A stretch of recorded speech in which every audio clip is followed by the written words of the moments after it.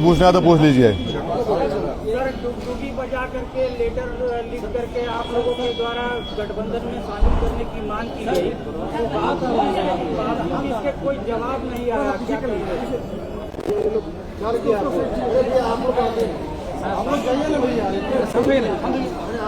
खामोश रहिए ना भाई, एक साथ रहिए आप लोग। खाली मीडिया और रहने दो, बोलो सिर्फ मीडिया को रखिए, ज़्यादा को लड़िए, पार्टी के लिए हट जाइए पूरा। देखिए, अख्तरुल ईमान साहब ने ख़त लिखा है, फिर अख्तरुल ईमान साहब ने यहाँ के लीडर ऑफ अपोजिशन को लेटर लिखा है।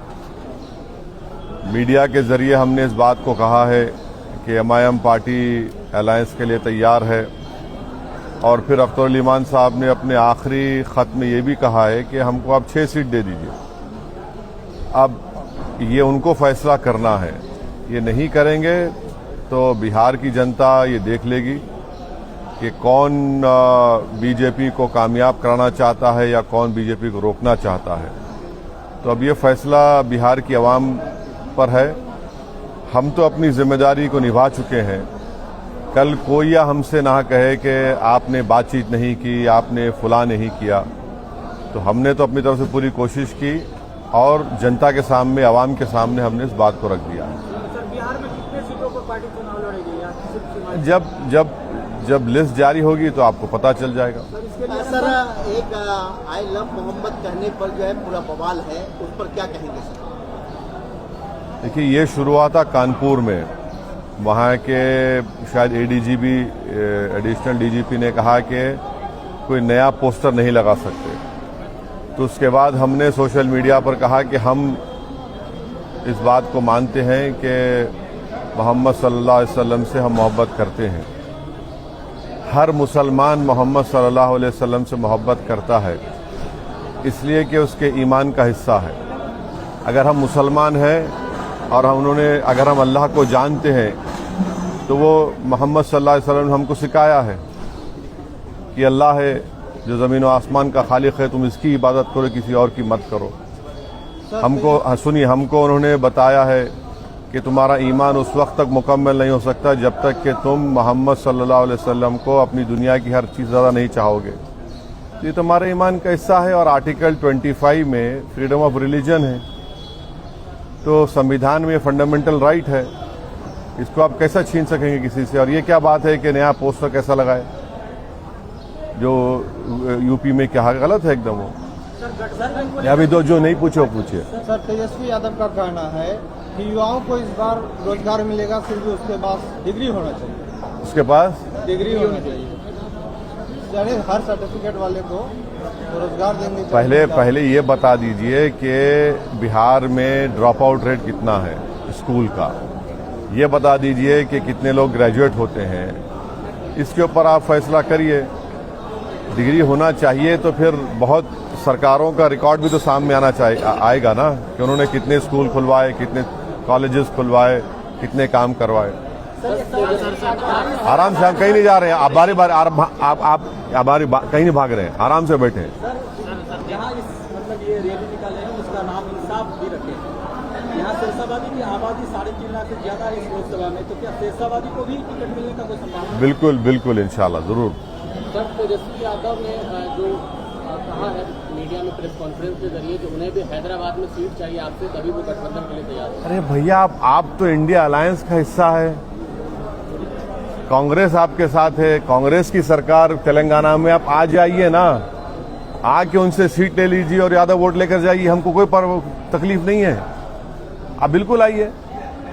कांग्रेस सीडब्ल्यूसी की आज बैठक कर रही है, अपना ताकत प्रदर्शन कर रही है। हाँ, आरजेडी को दिखा रहा है अपना ताकत। आज बैठक हो रहा है पटना में। हम अपनी ताकत दिखाने के लिए आज न्याय यात्रा शुरू कर रहे हैं, तो उनका उनसे पूछिए। महागठबंधन में शामिल होने के लिए, हाँ, महागठबंधन में शामिल होने के लिए केवल राजद का दरवाजा क्यों? और भी तो पार्टियां हैं महागठबंधन। नहीं, लीड तो वही कर रहे हैं ना, राजद ही तो लीड कर रही है, उनके साथ दूसरे पार्टियां हैं। नारा 4 के बदले 40, इसको देख राजद को चेतावनी नहीं है। अब देखिए, एक बात सुनिए, अगर आप एक बीज बोते हैं और उस बीज को जमीन में ताकतवर बनाने के लिए पूरे लोग अपना खून पसीना बहाते हैं और जब फसल निकल कर आती है तो आप फसल को लेकर चले जाते हैं, भाग जाते हैं। आपको तकलीफ होगी नहीं होगी?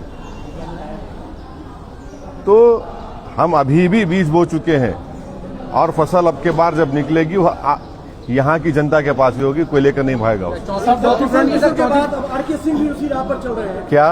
प्रशांत किशोर के बाद आर के सिंह भी अभी पूर्व केंद्रीय मंत्री हैं, वो आरोप लगा रहे हैं ये जदयू पर, अशोक चौधरी पर जो 200 करोड़ कहाँ से आया। तो कहीं ना कहीं सर ये गठबंधन का असर नहीं पड़ा है? गठबंधन के खिलाफ ही आप कर रहे हैं। नहीं, अगर आरोप लगाए तो उनको बताना चाहिए।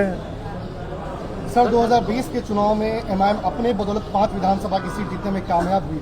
क्या 2025 में एमआईएम इतनी कमजोर हो गई कि बार बार राजद के ऑफिस में, कभी उनके घर के पास ढोल बजाते हुए आपके प्रदेश अध्यक्ष पहुंचते हैं? ऐसा है ना, देखिए आप लोगों को हर चीज आपको ब्लैक एंड व्हाइट नजर आती है, तो सियासत ब्लैक एंड व्हाइट नहीं होता है।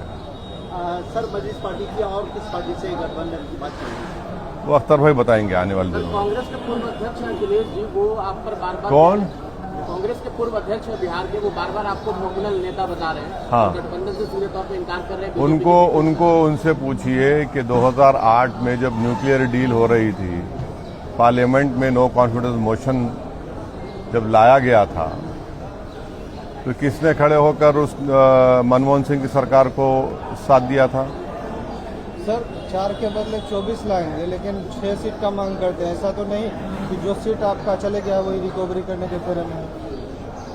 अब हम तो अपनी बात को रखे हैं। हम ये कह रहे हैं कि अगर हम 24 पे चले जाएंगे या उससे बढ़ के भी चले जाएंगे तो फिर आप बाद में हमको मत बोलिए। ये मैंने आपसे उनसे कह रहे हैं, अब उनको सोचना चाहिए। सर क्या चौथे राउंड की गठबंधन करने जा रहे हैं? हाँ, चौथे राउंड की गठबंधन करने जा रहे हैं। चौथा स्तंभ की गठबंधन करेंगे। Third front. हाँ, चौथा क्या समझने मुझे, देखेंगे क्या होता, अभी बताएंगे आपको, टाइम है उसके। तेज प्रताप यादव बार बार इच्छा जाहिर कर रहे थे। हाँ, ये एमआईएम से गठबंधन करना चाह रहे तेज प्रताप यादव। अरे अल्लाह उनको अच्छा रखे, खुश रखे, सेहत दे उनको। सर विपक्ष का आरोप है जब 5 साल के बाद ही आपको याद आती है सीमांचल दौरा करने का। पहले सीमांचल कोई बोलता नहीं था, हम ही तो बोले तो उनकी जबान में आ गया पूरा बात। ये पहले तो बोलता ही था सीमांचल, और ये पार्लियामेंट के अंदर, पार्लियामेंट के बाहर हम ही तो बोल रहे हैं सीमांचल के बारे में। ये लोग कहाँ बोलते हैं? इनको सिर्फ चुनाव के जमाने में सीमांचल बोलते हैं।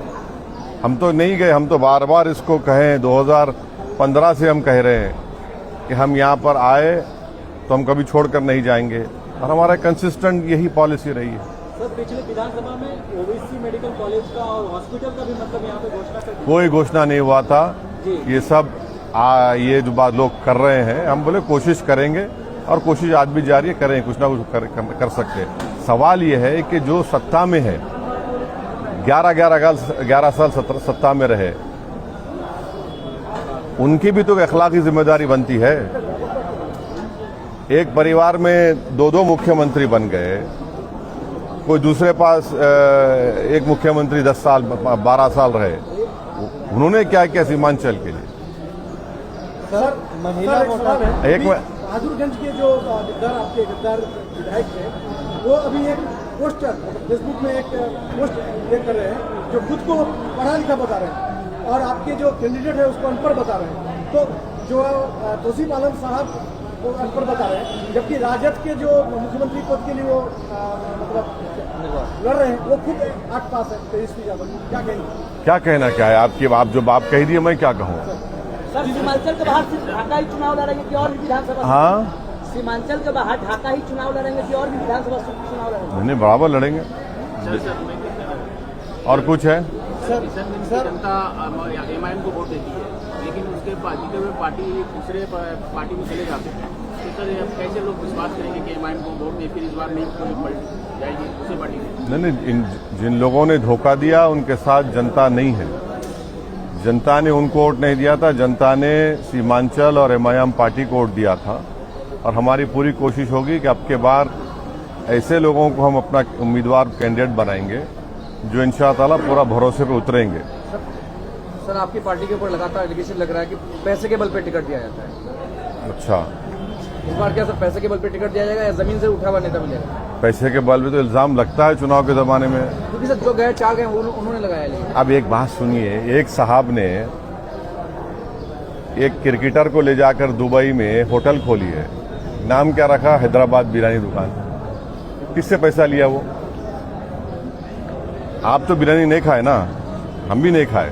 चलिए। सर न्याय यात्रा के तहत क्या दबाव की राजनीति होगी? वोटर अधिकार यात्रा जिस तरह निकला राहुल गांधी का, या फिर और? नहीं, यात्रा है, इंसाफ की यात्रा है, उसमें हर मुद्दा हर मसला सामने आएगा। इंसाफ की हुसूल के लिए, इंसाफ के हासिल करने के लिए तो सब बात करेंगे हम। सर जो महिला वोटर है आपको बहुत हाँ, मैं महिला पूछ रहे हैं। वालेकुम सलाम।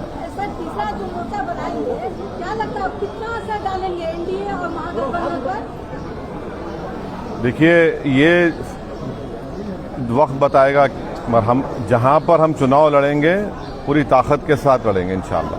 सर महिला वोटर की तरफ जो है, जो पहले भी आपको बहुत पसंद करती है, लेकिन इस वक्त जो है तेजस्वी यादव भी माई बहन योजना लाके खड़ा कर दिया है। इधर सीएम नीतीश कुमार भी जीविका दीदियों को राशि भी दिया है।